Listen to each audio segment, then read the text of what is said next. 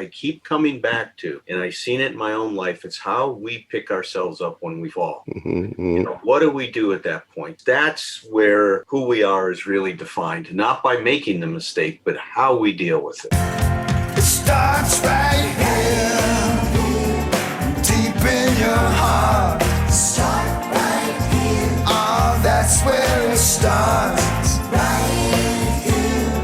We look to your heart. It's always and only starting right here. Tom Rutledge and Dr. Alan Berger bring over 90 years of clinical experience to this important podcast, and they offer you a guarantee. You will gain something of personal value from each episode. And now, what matters most. It starts right here. Start right here. Start right here. We're back. Dr. Alan Berger. I'm Tom Rutledge. Yesterday, I had my second COVID shot. Yeah. I am a vaccinated man. Love it. So am I. I hear a song in there somewhere. That's what I thought too. I thought just then when I said that, I said, I think we need to write a song. I'm a vaccinated man. It's like, all right, I'll see what I can do. I'm not much on the music, but I can come up with some lyrics. So we'll see. And Alan, you said that one of those shots really took the wind out of you. How was yours, Tom? The second one that I had, how did the second one go for you, Tom? It's okay. It was yesterday. Now I'm blaming the fact that my wife thought I was grumpy yesterday on the shot.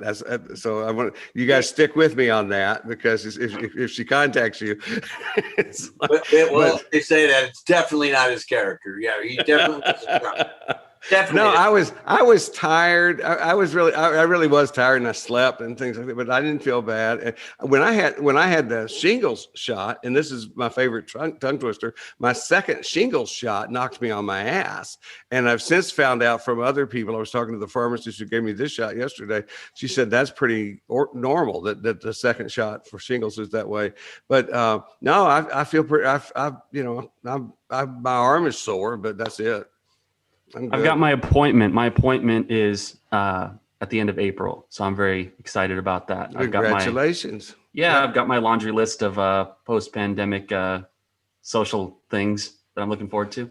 Absolutely. I talked with this pharmacist who gave me the shot, and it's just because of course I'm just giddy and they're happy about that. And I just said, can you ever remember a time when people were so excited to get shots? It's like she said no. And she told me a couple of stories. And one woman that was in there, she said was just in tears. She was so grateful for it. And, we were just talking about just shared a little bit about how many people we know that have really had such a hard time and especially when I was talking with her about was the people I know that don't. I mean, I've had it easy. I can work. I can work at home. I'm fine here and stuff. But I mean, people who have had to go out and work and make a living in the midst of this stuff and just try to be as safe as they possibly can. It's like it's been a hell of a year. Really has. It really has been a hell of a year. So for our now today's topic, if I'm remembering this correctly, today's topic is really Patrick's idea. Yes. It was. So explain it, Patrick, to us so that we can act like we know what it is, but you're explaining it to us, and we're just kind of getting it again. Sure. Well, I'm just fascinated by your early careers, and the thought of you guys as young men, just kind of figuring out, making it up as you go along, but kind of like laying the foundation for, some of the philosophies that you were espousing weekly on the podcast, and what your relationship to those younger versions of yourselves are today, and what have you learned, or what do you think is notable in terms of your lessons and maybe wisdom to share from the arc there. I love it. Alan, he's going to let us just reminisce. It's great. I was just thinking it's almost like a fantasy I've already had. I always had to go back and visit the dinosaurs.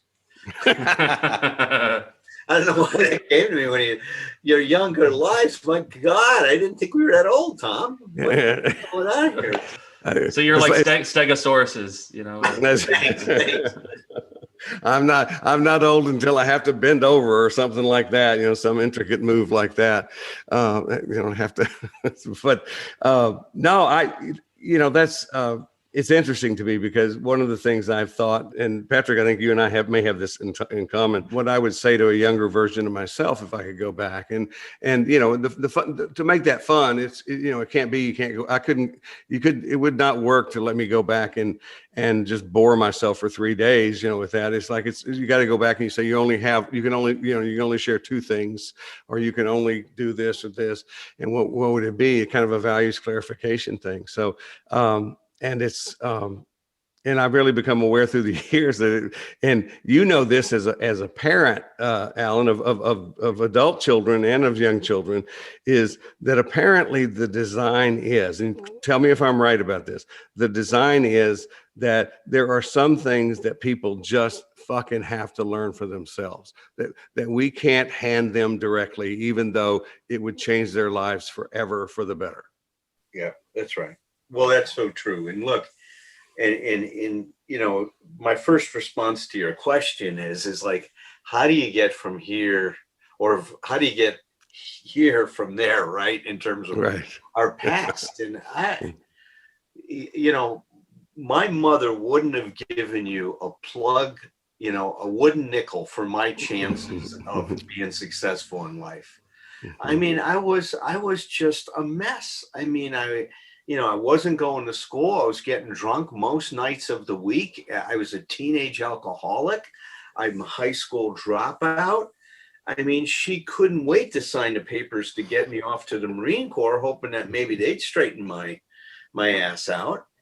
So, I mean, early on, I was completely lost. I mean, after my father passed away and the trauma of that, and then starting to drink and becoming an alcoholic, man, my early years in life were very, very, I was lost, man. I was in trouble and lost. And as I look back, one of the things that stands out to me, I wish during those early years, someone would have come up to me and said, look, what's going on?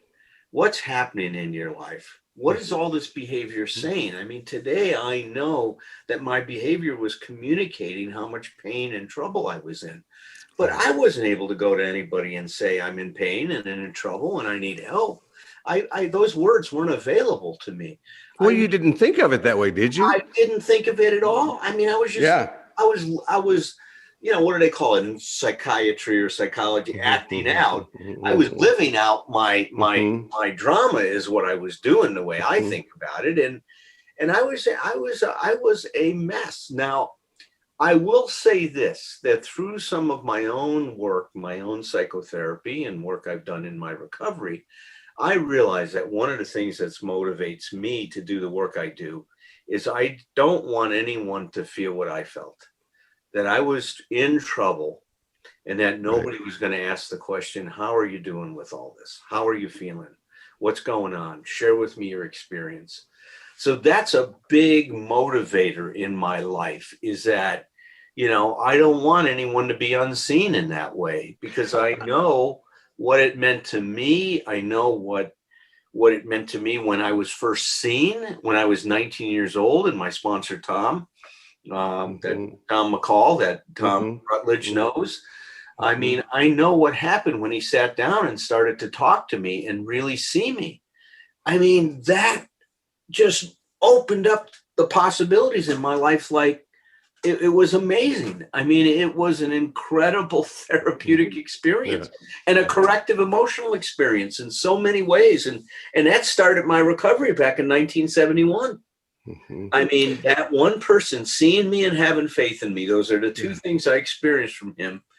Just, I mean, it was what started this whole evolution and development in my life. And look, it hasn't been a straight line and I've just done great all the time. I've had troubles. I mean, in 2004, I had what I would call an emotional relapse and all kinds of stuff. But I'll tell you, the one thing that this is given me is the ability to process and digest my experience and learn from it. I mean, and I continue to do that today. I mean, I am continuing to process that today. I love the fact that I love when you, I mean, because hindsight is the only accurate insight we can possibly have. So, we try to have it as we go along, but when you look back and you say, part of the reason, a big part of the reason of why you do what you do is because you don't want anybody else to experience what you experienced. And specifically, you go to the question, what's going on with you? And I just maybe this is just the storyteller in me or whatever, but I'm going like, I love the fact that not only did that motivate you to go in this direction, it motivated you to take on a career that's the definition of the career. That's your job description, to ask people, hey, what's going on here? And not just in the way that says how to do, it's like, no, what's really going on? And keep asking. I mean, so one of the weird things about our job is we, if we see somebody over for a long term, over time, what do? We get together with them ever so often, or every week, or twice a week, or whatever we're getting, and we ask them one question. And I try to think of different ways to ask it, but it's like, how are you doing? What's going on? And here we go again. And it's like, I love that. That talk about making good use of corrective healing experience for you and your ripple effect to take that and keep going with it. And you at the end of what you just said, I think this is not unique to either one of us, but I definitely think that for me, I'm more aware of this. I think I would have said the same thing when I was in my 40s or 50s, but it's like that, I'm more aware of this than ever before at a deeper level. And I think that you and I share this, as corny as it may sound, it really is about doing it right now. Am I doing that today? And one of the great things I've learned through the years is that when I'm not, I can start. That's one of the reasons I love, I don't know, I even thought about that when we come up with the name of our podcast, but Start Right Here is it. I mean, it's like, it's you basically, like I always say, it's like, physically we know this. We don't fall down and then say, well, I'm going to get up tomorrow, or I'll get up, if I fall down on Friday afternoon, I don't say I'll get up on Monday. But that's how we do with taking care of ourselves and our behavioral responsibilities and things like that. The idea is when you fall down, you get right back up. And that's the life we're living right now as best we can. And holding, and we're among other people that we know, we help to hold each other accountable to that. I'm just curious, did you ever get to give your mom that wooden nickel? Oh, that would have been a good thing to do. I did reconnect, or I did start to have a dialogue with her about what happened back then. Again, it was so interesting. Her experience was so different than mine. She thought for many years that I blamed her for my dad's death. That's what she lived with. And she thought all of my anger and acting out was towards her. She took it so personal. And I told her that, I didn't blame you for dad's death. What I was mad at you about was that you were so lost in your grief that there didn't seem to be room for mine. And I'm not faulting you for that. That just was the reality of your experience. You were devastated and I was devastated, and we couldn't find each other in our devastation. And for many years, I was very angry at her for that. And my grandfather, I mean, it was the same way. This was his only son. And he was so devastated when my dad died that he was lamenting all the time. This is not what's supposed to happen. You're not supposed to bury your son. He's supposed to bury you. And that was the first time somebody articulated those words. When that happened in my life, I now realize that there was a whole way life was supposed to be. And I'm sure that was inside of me as well. But now I could hear it from my grandfather. He was saying it. My mom was saying it. This wasn't supposed to happen. Your dad was only 39. I was supposed to grow old with this man. I mean, so all of a sudden I saw what was going on is that life, there is a supposed to, right? There is an expectation. They were when I never thought about it this way, but I always say that every in life has in our collective consciousness, but in each of our families, we have these invisible policy manuals that everybody knows what they say, but we don't ever say them out loud. But I ever thought about that at a time like that, people actually read from the manual aloud. Big time. And both your mom and your grandfather were doing just that. They were looking it up and going like, this was against the rules. This was not supposed to happen. I've been cheated, you know. That's right. And I love your description of I don't know. I just have such a visual of the murkiness and the fogginess of all that grief. And you can't find your mom. Yeah, that's right. Couldn't find her. Couldn't find her. Was so lost. And in my siblings, the same thing. I mean, a family just pivoted on that experience. And the other thing I realized is how emotionally dependent we were. And I'll give I was a kid, so I'm not going to fault myself for it. But what I realized is how emotionally dependent my mom was on him. My grandfather was on him. Is their lives were totally shattered. Now, look, it's a big loss. I'm not saying they shouldn't have been cavalier about it, but it was also. And look, this is a very typical 50s, 60s family structure. The head of the family was my dad. He was the breadwinner. He made all the major financial decisions. Mom made all the decisions about dinner. That was her job. She cooked the pasta. She cooked the meatloaf. She cooked the fish sticks. You know what I mean? The fish sticks. Fish sticks. And I remember fish sticks. The other thing she cooked, which most people don't eat today, is she cooked chicken liver. We ate a lot of chicken liver with onions and potatoes. I've always wanted to try that. It was. I think it's delicious. I mean, I love going to a Jewish deli now and getting the chopped liver that they have. I mean, it's delicious on a sandwich for me. I had one earlier today. I mean. Well, Tom, in Texas, they've got Lubys. They serve it at Lubys, don't they? we do have Lubys. Yeah, I've never had it at Lubys. Been to many Lubys though. That's God. I hadn't thought of Lubys forever. You got sober at 19. 19, right? Yeah. Wow. See, that's one of the things that is interesting to me, and I'm remembering your original question, Patrick. I was just, to me, the idea, and I can speak about my experience with this. The idea of going through my 20s of course, I had no experience going through my 20s sober, but I have such great admiration for people who have. It's like because of course I cannot imagine, and of course I can't because I didn't have that experience. But I cannot imagine doing that.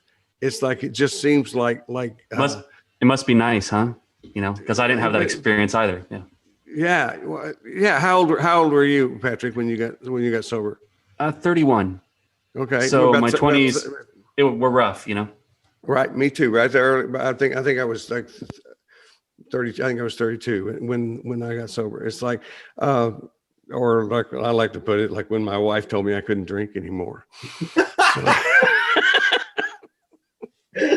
Oh, and all I had to say, let me tell you this is after keep in mind, talk about I'll tell stories about myself professionally. I was the clinical director and had helped develop the program of an one of the first alcohol and drug outpatient programs before we even called it IOP. We just called it intensive outpatient, and I was the clinical director of an alcohol and drug treatment program when my wife confronted my alcoholism. So, I refer to that time of my life as treating by day, drinking by night, and talk about how denial has to work overtime when I'm constantly, and I look back, I was constantly having to differentiate myself from the clients, because I'm sitting there doing these intake evaluations of these guys, and of course, I'm an alcoholic, but I'm different from them, and I'm not like those guys. And it was a pretty exhausting time during those last few years. But she got sober. She's one of those weird people that got sober because she realized she needed to. Yeah, she'd been in so much Al-Anon because she'd been married to another addict, had two parents who were addicts. It's like, and what she said to me the night she confronted me, she'd been sober about 6 months, and she said, I'm not going to do this again. It was a great moment of emotional sobriety. As a matter of fact, Alan, it's like she will describe it as being totally petrified and freaked out. But to me, she was steady as a rock. And she just said, I'm not going to do this again. I've done it. I've watched my parents do this. I watched my first husband do this, and I'm not going to do it. You either get in recovery now or you move out tomorrow. And she made it very clear which one of us was moving out even at that point. So it's kind of beautiful, it's kind of a beautiful thing. It is a beautiful thing. And she's actually done a few things for my immature ass, through the years that has saved me. And it's like, no, it's the fact that, the fact that she loved me so much and that she did that, and that gave me the chance to remedy that. And then she and I, basically, we were both drinking when we got together. So we're living, breathing proof that you don't have to find the healthiest people in the world to get in a relationship with. You just have to find people who are willing to grow. That's what I tell young people all the time is, like, find somebody who's willing to grow with you. It's like, it's like if you both come from if you come from a really dysfunctional family, I promise you're not going to be attracted to or attractive to somebody who has got it all together. We're just not. It's like this. I mean, we may be, some of us are bad enough that we're going to be attracted to people who are healthier than we are, but it's like they're going to have their own stuff. And so the idea is, it's like, no, it's about willingness. It's about the stuff we talk about with recovery. So I cheated, actually. I don't know that I've ever admitted this. I've admitted this to many individuals and admitted it in a meeting before. I don't know if I've ever admitted it publicly. I cheated and came in the AA back door. I didn't want to lose my job. And so I just started going to meetings a long way away from where I was. And I did that, and did meetings that I knew that other people that I knew didn't go. And I did that. How far did you have to drive? How far did you have to drive for that? It was probably the main meeting I went to was about 45 minutes away. It was like, we got, Metro Nashville, it wasn't as big as it is now, but you could go out to an outlying county and stuff like that. One of them, when I live out in Cheatham County now, I used to come out to this meeting sometimes. But then about a year into my sobriety, I just began to drop when I was talking with other people and colleagues and stuff. I would just drop stuff in there to say, like, yeah, when I was still drinking, and then people would go like, oh, I didn't know you were recovering. Oh yeah, man, of course, yeah. It's like, so I cheated to do that, and so I'm admitting it publicly. But it's 12 steps saved my life. There's no doubt about it. My wife in 12 steps did that. So. But one of the things but it's like what Alan's talking about. I don't know that when you ask initially about, how we developed what we do today, if I didn't have all of that experience, all of that crazy drunken experience, I can't even imagine what I would be doing, how I would be doing my work today. It's so much of it is based on, my own personal experience and what was going on with me and what and I'm trying not to overlay my experience on other people. I'll try to use it to their advantage, but it's like, all the stuff I do about the various characters in your head, the separating from your addiction, separating from your should monster and all this other stuff. That's all my recovery. That's the stuff that I had to recover from. And those are the things that I discovered along the way that I began to develop in more detail because they really worked for me. I think a common expectation people have is that they're going to arrive someplace, or that there will be a sensation of having beaten the game of life, when it's really a daily practice, is what you guys are talking about. You've disabused yourselves of. That's right. It's like what Alan said, how do we get here? Go like, I don't remember getting here. But as far as having to remember anything about what it is I do or how I do it, I don't do any of that anymore. Haven't for a long time, I don't think. I just go in and sit down, and I really do. I don't mean to be, this is not me taking it lightly. I really do say that what I do is I have conversations for a living, and my job description is to try to be helpful. To people, and there's a lot of things I know that can be helpful, but sometimes, specific therapeutic techniques are in order, and sometimes just sitting and hanging and rapping with somebody is what I do. And it's like, and I think, what happens over time is you develop a sense of a sense of that. It's like it's just being helpful for a living is it's just a lot of things, and you gotta you just need to have a big tool chest, I think. But what I remember learning now, some of the fun stuff is I remember learning in graduate school. When you learn, you imitate, right, Alan? It's like yeah. So I look back, and one of the things I'll say in one of my training workshops sometimes is I'll take a moment to thank the people who were either naive and kind or just stupid and allowed me to be their therapist when I was first a therapist, and say, thank them. I appreciate that because I don't know how they would have kept up with me because I was learning by imitating. So one week I might be Carl Rogers, who's this reflective listener, very kind, very gentle energy. And the next week I might have read a book by Albert Ellis, who is the guy who's just as likely just to listen to you for a little while and then just say, horse shit. That's just horse shit. So I was kind of all over the map in terms of who I was and when I was trying that stuff. So I really appreciate people's patience with that before it began to integrate into something that was ultimately mine. But that's a necessary part of growing. Alan talked about part of what motivates what he does for a living is wanting to make sure that other people don't go through what he went through. Yeah. Would you say that that's what brought you to this as well?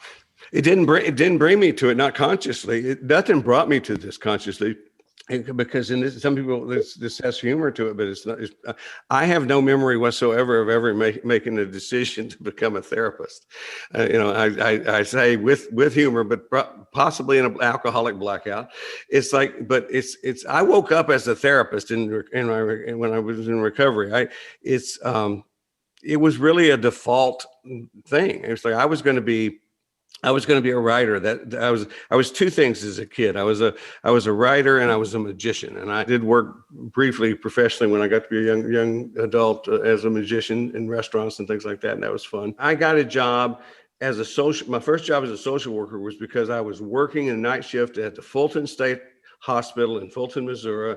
And I was working geriatrics, and that meant I was cleaning the beds at night and taking care of old people that, and by the way, I hated that job. And one day we'll have to talk about that. I would not trade what I learned from that experience of being with those old people, not only old people, but old people at the state hospital. This is the last stopover. This is where most of their families had abandoned them that were not there. It's like, and God, it was horrific, but it was enlightening. And there were some real sweet moments to that, but I just wanted a day job. And so a job opened as a social worker.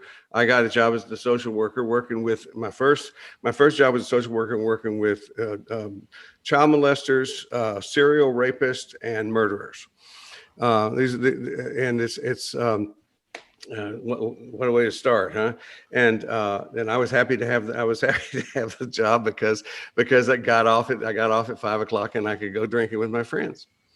So, and then while I was there, I ended up liking and really admiring a couple of the social workers that were there. So truly not being very much of an imaginative person, I was still at that point assuming somebody was, all the things I would just randomly, no internet and stuff like that back in those days, but I would send out things to publishers for publication. I was just still assuming that somebody was going to, discover my genius, and come knocking on my door and, I'd be a rich and famous poet or a great novelist or whatever.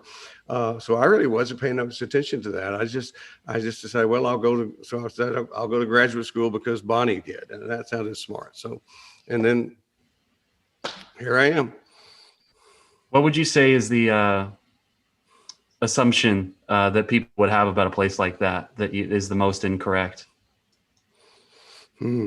God, there's a lot of assumptions people have about places like that are sadly correct. That are correct. Yeah. Yeah. It's, and of course, they're different places now than they were when that was the late 70s. Oh, it's yeah. Like, yeah. I mean, that was kind of like Cuckoos Nest, It was, absolutely. It was like Cuckoos Nest. And it's like one of my first jobs was being one of those guys in the white outfits that basically would, somebody was going crazy to hold them down and, give them a shot. It's like, it was, Now, one of my favorite, this is only fun with hindsight. It was my first job there. It was before I went to the geriatric thing, but I was in training as a psych tech, who's just the guy in the white suit, just hanging out with the patients. And so the trainer said, they gave me this guy as a client and said, we want you to work with him.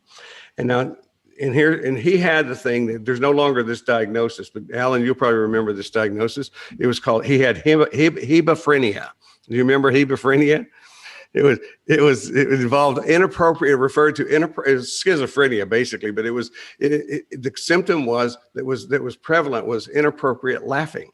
Yes. So they gave me the guy, and they wanted me to stop his inappropriate laughing.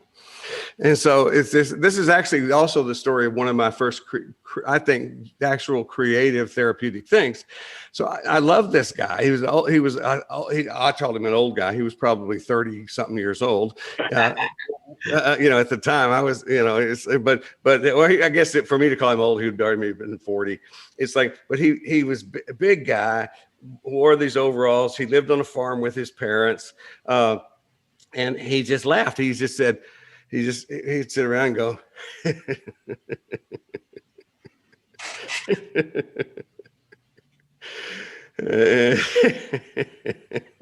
and so we'd go walking, take you play pool, do whatever we're going to do. So I thought, why would I want to stop somebody from laughing? That doesn't make any sense to me. So I thought, if I knew why he was laughing, and this actually makes sense to me, and shows that people weren't asking any questions. I go, has anybody even asked him why he's laughing? So I asked him why he's laughing, and he said, "Oh, it's just a joke."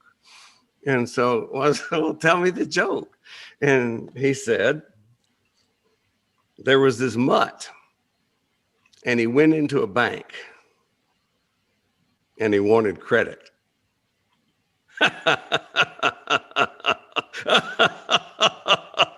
And he just started laughing. And so I sat there for a minute, and then I started laughing. This was getting pretty funny. And so I kind of get it. Yeah, it's half a joke. It's half a joke. And I laughed about that. And of course, I didn't ask him to stop laughing ever. But I told that joke for years after that because I thought it was so hilarious. And people would just stare at me because the joke was I'd tell the joke and then I would laugh. And then finally somebody said, "Do you know the rest of the joke?" And I went, "No." And they said, "Well, you're supposed to say," you almost said it, Patrick. The person's supposed to say, "I don't get it." And you say, "Neither did the mutt. He went in and he wanted credit." It's like, yeah. So it was actually a joke. It's like it took me years to even care about whether there was the rest of the joke or not. So that's called psychoanalysis, by the way. It takes years to get. That's right. It takes years to get to the second. Well, I was kind of disappointed because I liked the joke originally. There was this mutt and he wanted credit. That's hilarious. That's actually great. I have one of those, but mine doesn't. It's not as funny. So my internship. So in the program I was in, Patrick, was up at UC Davis, and we had to do an internship approved by the American Psychological Association to graduate. So there were all these what they're called pre-doctoral internships. They're similar to what a medical doctor does in terms of a residency, right? Kind of a thing. So we had to do a year-long program that was approved by the APA. And there's a bunch, at the time I applied, there was a bunch of programs all over the States. And, but the issue is that the stipends was incredibly low on most programs. I mean, literally the average stipend was $6,000 a year. They pay for a doctoral level psychologist, $500 a month. And I had a family with 2 kids or one kid and one kid coming, right? My daughter Danielle was born and my son Nicholas was in the belly, right? So I couldn't swing that. I didn't have that kind of money laying around. So I looked for internships that had a bit more of a stipend. So there was 3 of them that fell into that category. One was the military. I could join the Army or the Air Force or whatever. But I had to then commit to, I think 3 or 4 years after the internship. So that means next 4 years of my life were tied up, which I was considering in the Army since I had already been in the Marine Corps. I'd go in with 6 years and then I'd have that much time. And, the salary was almost like $36,000 a year, something like that, if I went into the Army. So the next one, the highest paying one, was at Fairfield Hills Hospital in Newtown, Connecticut. And this was a state mental hospital for the both criminally insane and for the insane that couldn't function out in society. Yeah. They paid 18 grand. And then the next one was Rikers Island in New York for the criminally insane. So I interviewed at all 3, right? Because those were my top 3 choices. Rikers Island freaked me out. I swear to God, man, it was a scary experience going through there. I mean, big doors, big keys and stuff like that. Fairfield Hills Hospital in Newtown, Connecticut was a little bit like that, but a little less prison oriented, right?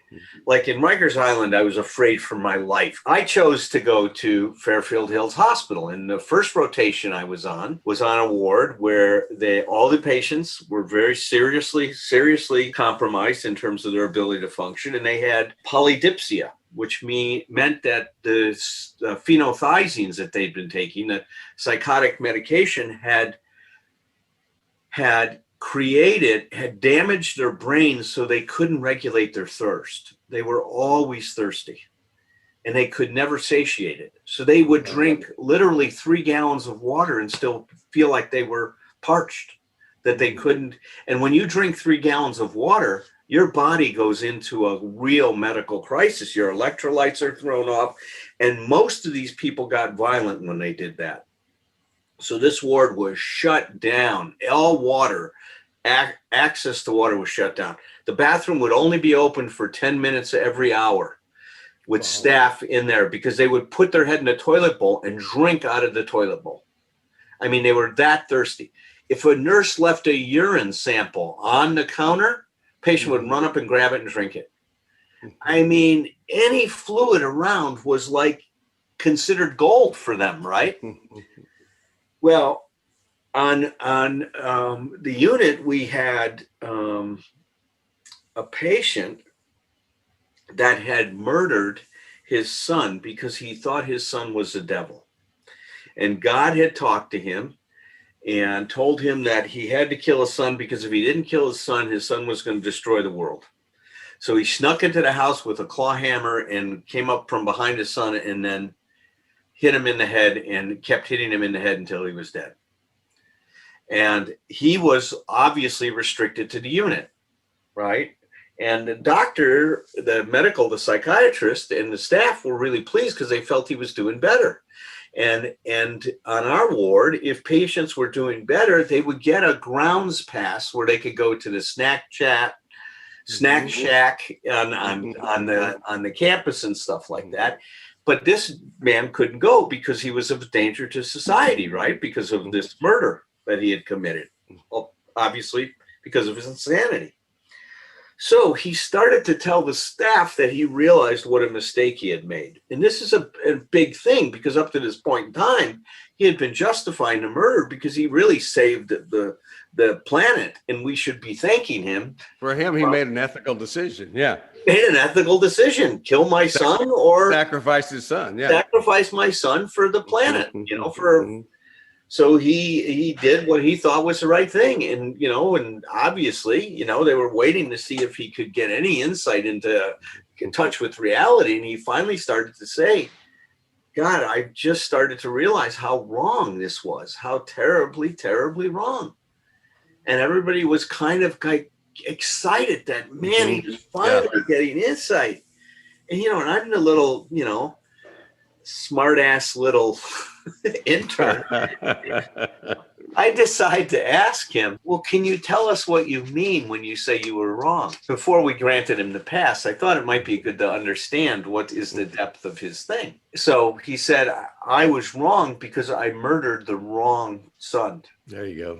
It was really the other one. He had 2 sons. He had 2 sons. And what he had realized is that God had come to him and said, you killed the wrong son and that you have to go kill the other one. And that he was hoping to get out so he could go ahead and sneak up on him and do the same thing with this other son. Wow. These are good questions to ask. You know? We almost really screwed up here, is assuming that. Don't make it assumptions, man. I'm telling you. God, man, assuming we understood what he was talking about, because everybody was hoping, right, that somehow he would get this and understand what he had done and stuff like that. But he wasn't. He was gone, man. The medication didn't bring him back. Not at all. Yeah. And thank God that got clarified, you know, that we didn't send him back out, because he would have bolted off campus. There's no question. He would have disappeared. Yeah. Damn, that's a burger. Excellent question right there, buddy. It's like, now, not just off of free association, not anywhere low some of the caliber because of people being hurt, but child molesters were part of who I treated at this forensic unit, and I remember, you know, and people were, you know, committed there. You know, when you're committed as not guilty by reason, and in Missouri at the time you could be because of multiple sex offenders. It means that if you actually get, you know, this is one of the reasons that people object to that sentence, because if you're sentenced there, if the clinical staff believes that you have been rehabilitated, if you're better, if you are no longer a threat, that you can go. And so I remember talking to this and this one guy, and he said he was making his case that he was a child molester and from the kind of the backwoods of Missouri. And he said no. He said, I'm okay now. He said, this is not going to be the case. And it's like, and I didn't ask a great question, but this is one of the experiences I had where I learned to not rush into things. And so I sat silently just for a little bit longer when he said that. And he said, as long as there are no kids around, I'm fine. It's like, okay, that's the end of this session. Appreciate your candor. You can go back to the ward now. Yeah. I was so grateful that I waited, you know, that I didn't make an assumption. It's so important that we don't make those assumptions. And even today, I mean, you know, Yep. You know, if I'm talking to somebody and they say, you know, I just thought about killing myself, but don't worry that I'm not going to do it. I don't sit there and assume that their don't worry is the same as what's going to bring me a peace. I say, well, tell me how you've worked through that. I'd like to know how you drew to that conclusion. Don't worry, because I'm not going to do it today. I'll do it tomorrow. I mean, right. Make the case for me not worrying. Yeah, make the case. I mean, I worked. He wasn't my client at the time, but I worked with this professional tennis player who, God, he struggled in recovery so much, the surrendering, because being a professional tennis player meant that you're going to use your willpower to do anything. And he thought, I can control my drinking. I can control it. And I mean, he was a true alcoholic. I mean, as soon as he started to drink, he was out of control. And it led to so many destructive things in his life. I mean, including jumping out of a car on a freeway and getting hit by somebody going 50 miles an hour and then throwing his arm. I mean, the car hit him and his arm flew back and it ripped out all the nerves. So his arm totally atrophied. He was a right-handed tennis player. He had to teach himself to play tennis left-handed. Now, this was in his recovery. And, you know, and he was better left-handed than I was with my right hand. I mean, I'm a right-handed guy. I mean, He was that kind of an athlete. But that's the kind of alcoholism this guy was. He finally got a year. And then he went out drinking again. He said to himself, well, you know, it's a year now. Maybe I can control it. And of course he didn't. And he got depressed and suicidal and started making his trips to psychiatric hospitals and went to Kaiser and was in Kaiser and finally was let out of Kaiser. And I don't know all the details, but he went home, told his mom and dad, look, I finally got it. You don't have to worry about me anymore. They thought it meant that he was fine. He had just planned to jump off the cliffs in PV. And that's what he did. He picked up his car, drove up to the cliffs, and jumped off the cliffs. He killed himself. Yeah. You know, and the parents thought, oh my God, he's finally getting it. He's finally got it. You know, it's so tragic. We just can't assume anything in this, and especially around mental health issues, man. Right. Yeah. Ask those questions and just, so these experiences are kind of, I don't want to use the word desensitized, but they teach you to care without caring so much that, you know, you guys get knocked off your center of gravity, right? That it destroys you every day. So when you go back home, I guess, maybe that's always been an interesting one for me, because people would say, and I'm sure you get this too, Alan, they go like, how do you do what you do? Because I couldn't do it because I would take it home with me all the time. It's like, I'm not saying there haven't been times where that's the case. I mean, I'm not saying that there aren't times where you hit things that are, you know, and sometimes smaller ways. And, you know, but I've never really done that. Have you, Alan? Was that an issue for you? No, I wouldn't say. For some reason, I've been mostly able to keep it separate, or keep myself separate from, and not overly take responsibility for people. Not 100% of the time. There's been a few where that boundary got blurred for me, Patrick. But most of the time, I'm able to keep a pretty healthy boundary between what I take on, I got early on in the training is, don't take your clients home with you. Let them stay at the office. When you're home, you're living your life. You're responsible for the therapy, not responsible for their lives. That's the message I got in my training. I'll tell you, the hardest have been when a relationship not only ends, not just the relationship ends, but when a relationship comes apart in my office. It's like, you probably know what I'm talking about, Alan. It's like where the awareness of it's like there's three people in that room. There's the couple and there's me, and it's not like somebody walked in with that awareness. It's like it becomes obvious in that session during that time that this relationship is not going to survive. And it's like, those are, I mean, I can feel tears behind my eyes when I say that. Those are gut wrenching moments, or have always been for me. And now I will say that I'm very grateful that what I've learned to do is come home immediately and hug and kiss my wife and tell her how grateful I am that we have what we have, because somebody who's been through a divorce, it's like, that's a bad thing, and I don't want to ever have to do that again. And but it's just so much raw pain. One of the reasons I love you, Tom, is because I think you and I are very similar in this way, is that we've really embraced our life and our experiences and learned from them. I think how we got here from there is that we really at some point showed up and started to really examine ourselves and what this all meant, and started to own who we were so we could become what we could be.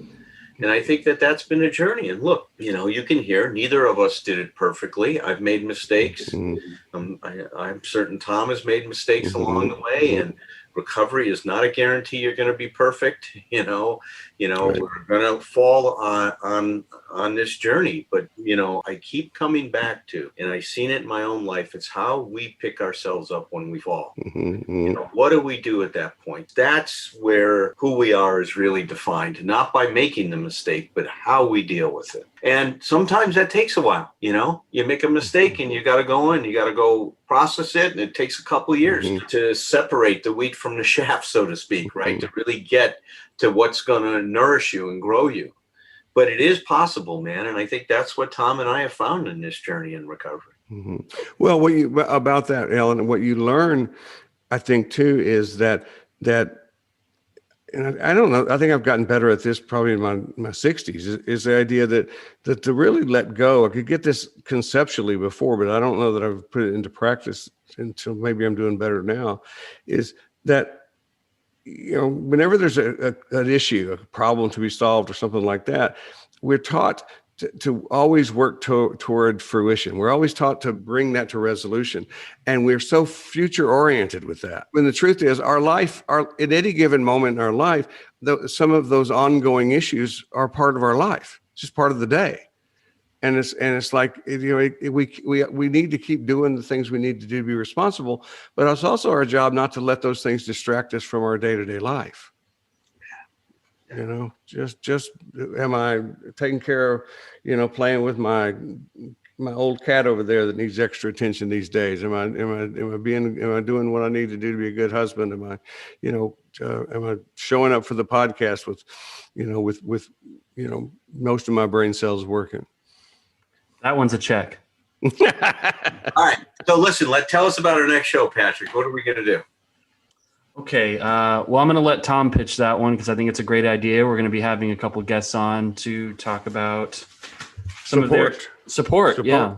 Yeah, we're going to have a couple of people on from that we all know that we know from our support group too, but they'll let them talk about themselves. But there are two people that I personally believe. I pitched these two folks as guests because they're people that I believe they really have some mastery over in their personal lives. They're not I don't even know if one of them is or not. They're not therapists, I don't believe. But they really have some mastery over building a support system in their recovery and really making good use of that support system. We give lip service to that all the time, but the idea about that is it is the most important thing any of us can do. And so I want to talk to people who, and specifically not from the point of view of being a therapist, but from just being somebody who's out there and just how almost kind of the questions you're asking to us today, Patrick. I wonder how did you get this? Where did you get this understanding of support? And what does support mean to you? I always want to know how deep is your bench? Because I'm a big believer in depth on the bench. That basically I've known people who have one or two support people, and then if those people are not available, they're shit out of luck, or this is the emotional sobriety thing where they get offended and they're hurt, and and that kind of stuff. It's like it's always up to us to have enough of a support system, and these people are going to be great guests about this, I believe. Yeah, I agree with that. Well, I can't wait. Right. And we're taking Easter off. And just before we sign off, I was hoping, Alan, you could say a couple words about your book. Yes. Well, yes, I'm very excited. My new book is going to be released in June. And it's called 12 Essential Insights for Emotional Sobriety. And we will be posting some information how you can pre-order it through Fourth Dimension Publishing. 4dphd.com is where the pre-order possibilities exist. And I'm also excited to say that Tom and I and Vince Hyman, who I've talked about before as my editor, we're working on a book, Emotional Sobriety One Day at a Time. Yep. And I'm hoping that's going to be the follow-up to this book, is that we're going to have a lot of daily reflections on emotional sobriety, thought for today, a reflection on the thought for today, and then Tom called it "try it on for size." Right? Try it. Try this. Yeah, because you got to put it into practice. But let me say this: I've read. I don't know if it's gone through some transformation since I read it, but I read your manuscript for your new book. It's a wonderful, wonderful book. And the only objection I have is that you turned down my title for it, which was "The Wit and Wisdom of Dr. Berger." But so I do still have an issue with that. But the book is excellent, and definitely, I'll keep saying this, people should get out there and pre-order it and have it to them as soon as possible. Thank you, Patrick. All right. Thanks, guys.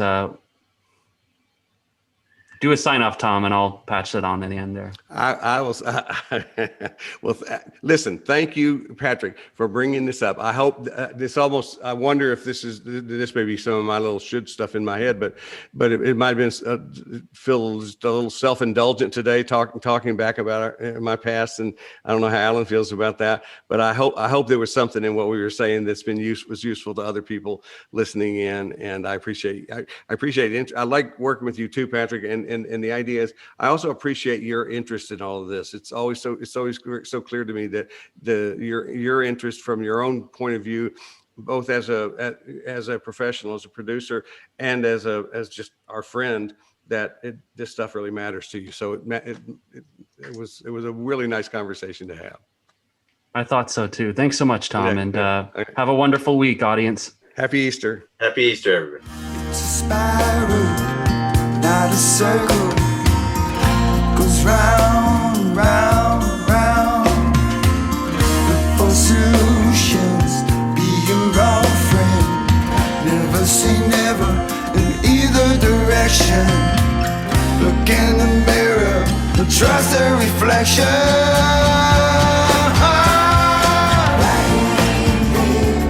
Deep in your heart, start right here. That's where it starts. Right here. Won't you look to